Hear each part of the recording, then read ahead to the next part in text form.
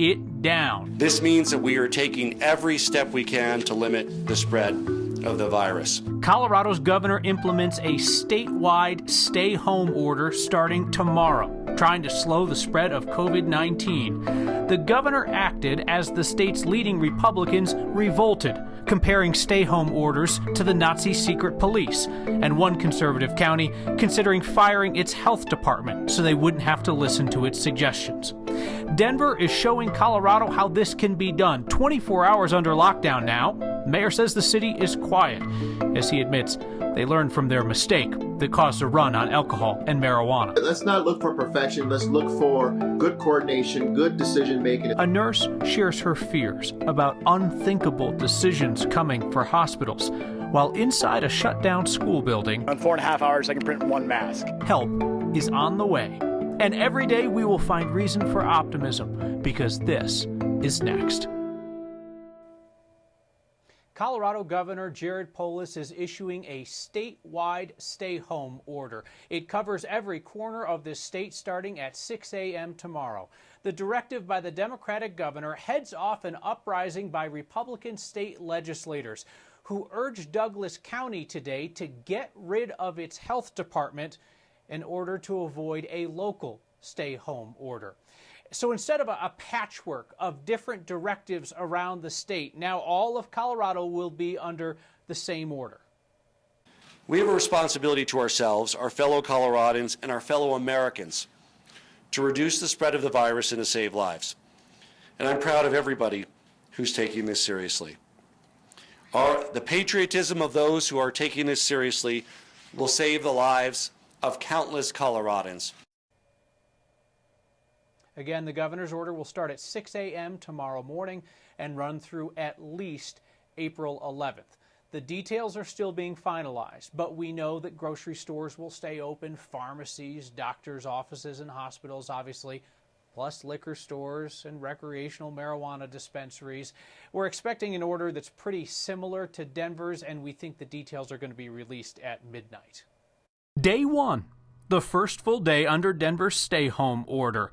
It doesn't look like the dystopian nightmare that critics predicted. We didn't see people getting hauled off to jail or ticketed for talking to their neighbors. It seems like a lot of people just stayed home and kept their distance when they were out. From what we are seeing around the city, we are getting compliance. I mean, sure, not everybody. Some folks didn't get the message or didn't want to get it. And it's clear social distancing takes some practice. But it's almost like people decided to combat COVID-19 with common sense. From what we understand, the city is pretty quiet right now. Denver Mayor Michael Hancock is working from home today, as are so many people in the city. He acknowledged to me when we talked that they messed up when they put out the initial stay-home order and said at first that liquor stores and dispensaries were going to be closed because the lines immediately started to form. We're going to make missteps. We're going to say things that we're going to have to come back and say, listen, we're going to modify the statement. And so let's not look for perfection. Let's look for good coordination, good decision making as best we can. And then hopefully we'll get where we want to be. Within 15 minutes of that decision, or at least that statement I made from the platform, we learned about the lines that were being formed around liquor stores. And so that was certainly something new that caught us off guard. So misstep. We knew we could do better. We were ready to do so. We thought we'd wait till next morning to clear up the air, but the lines that were forming led us to go ahead and announce the modification that evening. President Trump is saying this week that he is hopeful that restrictions can be lifted in a couple of weeks by Easter Sunday. He talked about the idea of church pews being packed on Easter. When you hear that, what do you think? You know, here's the reality. After watching the president over the timeline of this whole challenge, from the time that the virus was really impacting China to Italy, now to the United States, it became very clear and apparent to many of us that we better listen to and pay more attention to our experts than, unfortunately, our president. You can see my full unedited interview with Denver Mayor Hancock on the next YouTube channel. One of Colorado's top Republicans at the state capitol, House Minority Leader Patrick Neville, said today that stay-home orders were leading to a Gestapo-like mentality.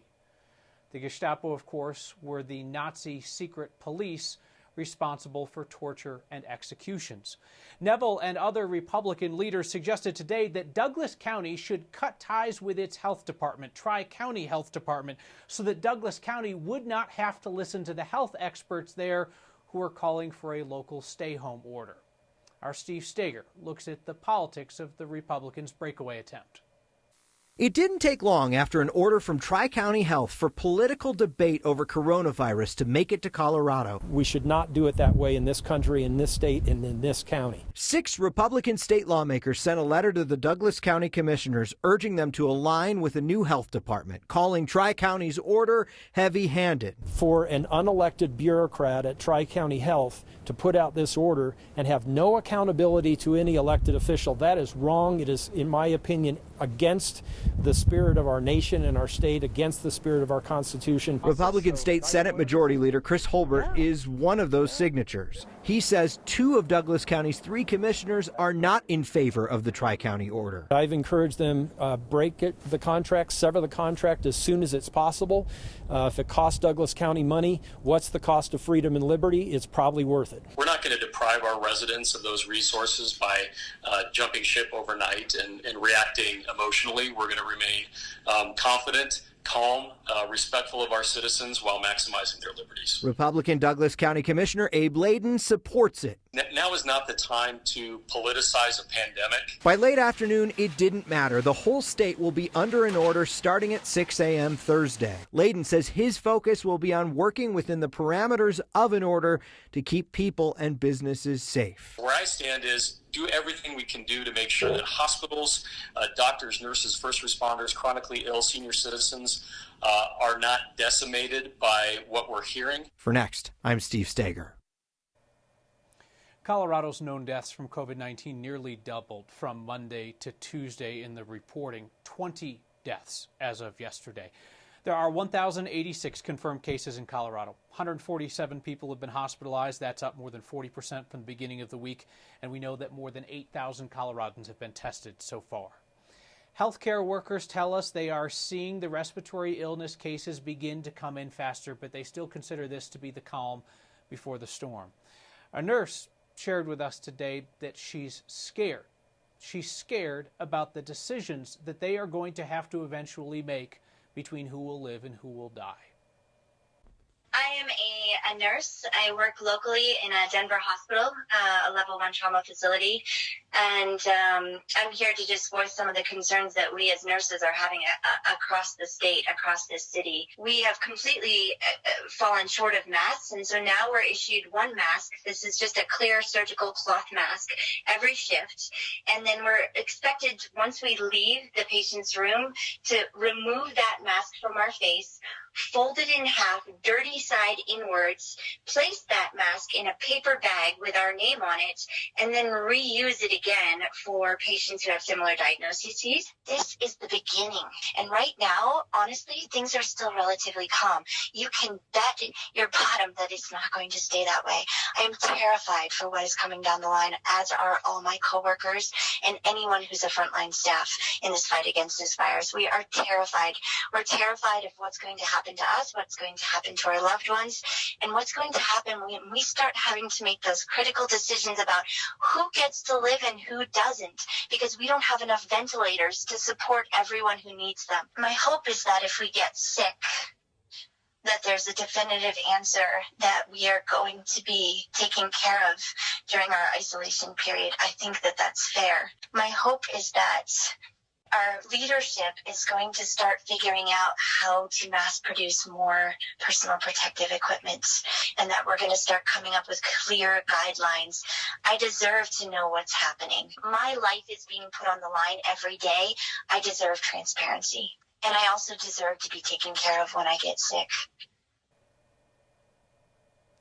DIA is still open, but it's pretty well emptied out, down about 500 flights a day from typical volume. I mean, look at the difference in the amount of cars outside the terminal between March 7th and yesterday. Airport's going to keep running no matter what, unless President Trump says otherwise. We asked our aviation expert, Greg Feith, what it would take to shut down DIA. He said it would be a ban on domestic flight operations. That would come from the FAA, but in all reality, it would be directed at the presidential level. And while we tend to think about passenger travel, Feith reminded us the biggest impact in his mind would be on America's supply chain. You take cargo planes out of the air, and he says it would overload the trucking and rail industries. Bored while you're stuck at home? Work out. Use whatever you have, even if it's nothing. An empty school has turned into a factory, making what healthcare workers need most. It's Colorado's creativity at work. Next.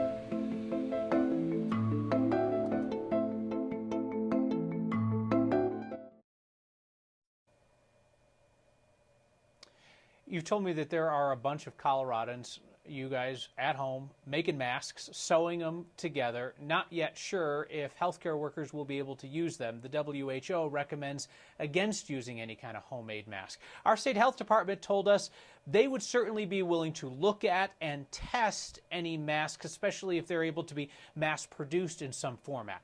I am guessing they're going to want to check out the masks from the operation that our Marshall Zellinger found. The barriers make it clear school is closed. But there's a hum coming from inside North Glen High School, and it's not the school choir. We have printers running 24 hours a day. In fact, last night I was here at 1 a.m. Setting up all the printers to be the next round. 16 3D printers are creating basic masks to cover your nose and mouth with a space to put a small filter. Not the type of masks to replace an N95, just the kind to help with regular procedures. You know, in 4.5 hours I can print one mask. We actually just broke 100 a little bit ago, so that was kind of an exciting thing. To print this costs us about $2.50 in filament. A spool of filament can last quite some time, but it's about $20. But does the state health department condone 3D masks like these or the home sewn masks? During a conference call, we asked the state's emergency management incident commander. We would certainly put it through a pretty thorough testing before asking our medical professionals, healthcare workers, or first responders to use them. This type of mask has already been printed in Billings, Montana. The doctor helping in Montana, a CU School of Medicine graduate. The school helping in Colorado, the type that encourages students to innovate. At North Glen High School, we practice problem-based learning, so this is a real problem that we're all dealing with, and what a great application for our school and our school to help out in the community. The point of the printed mask itself is to secure to your face like this. It's that section in the middle. You could take a regular procedure mask, pretty much cut it into 5 or 6 pieces, and you would have 5 or 6 uses. You could reuse the mask itself. It's just the filter Kyle that would have to be reused after every patient. And I know that these health departments, Marshall, they're trying to give best practice guidelines in a perfect world, and yet we hear nurses and doctors saying it's about to be a very imperfect world and we can take whatever we can get. So I think people might as well keep going after these items if they can. And on a side note, have you put more things on your shelf since yesterday? I don't know what you're talking about. Okay, it looks more full than yesterday. It's very, very nice. Your home is gorgeous. Thank you, Marshall. Thank you.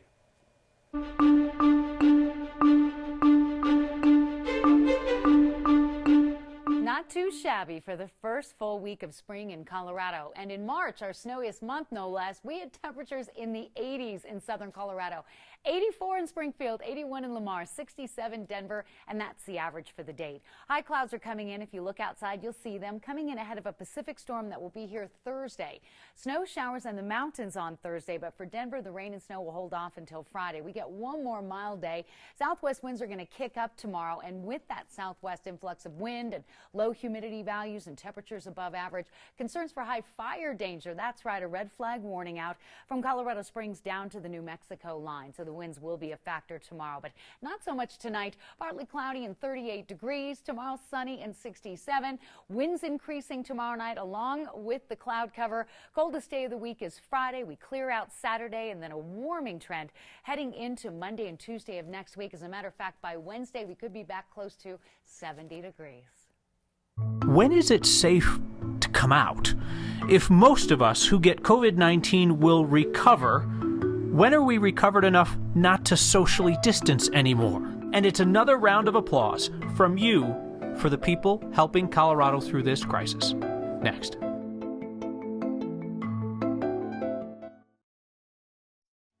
Our next question comes to us from Twitter.